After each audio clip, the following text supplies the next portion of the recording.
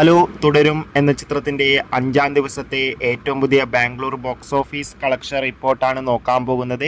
വീഡിയോയിലേക്ക് മുൻപ് video like ചെയ്യുക, ചാനൽ സബ്സ്ക്രൈബ് ചെയ്യുക.